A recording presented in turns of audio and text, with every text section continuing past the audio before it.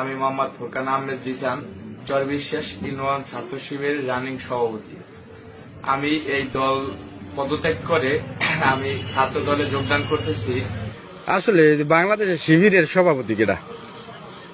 চানাচুর খাইবেন না, শিবিরের সভাপতির নাম কি বাংলাদেশে? চানাচুর খান আপনি? না, তুই তো করলি যে আমি আগে শিবির করতাম। এখন তুই যদি শিবির করিয়া থাক কবে কইছি? না, একা ওই যে ভিডিও যে এখন আমি কি ভিডিও? ছাত্র দলে আমি যোগ না, দিছি। আমার একালে ক্যাপ কোপালেন কেবাস। ছাত্র দলে যোগ দিছি, বাংলাদেশের শিবিরের সভাপতির তো নাম জানার কথা না? তা এই সভাপতিটার নাম কি? ডাক্তার শফিকুর রহমান। ডাক্তার শফিকুর রহমান শিবিরের সভাপতির নাম। ও না, শিবিরের সভাপতির নাম না ভাই, উপজেলা সভাপতির নাম খায়রুল ইসলাম খায়রুল। হ্যাঁ, উপজেলা না, ওই যে আমি বুঝি বাংলাদেশের সভাপতির নাম কি? হ্যাঁ। বাংলাদেশ শিবিরের সেক্রেটারির নাম কি? সেক্রেটারির নাম এটা ওই আমার দ্বারা বলা যাবে না, এখানে আমার একটু ঝামেলা আছে, আমার দ্বারা বললে আমি এটা পেছে বলবো, ঠিক আছে? না, তাই তুমি মনে করো শিবির করতি, এটার একটা প্রমাণ লাগবে না?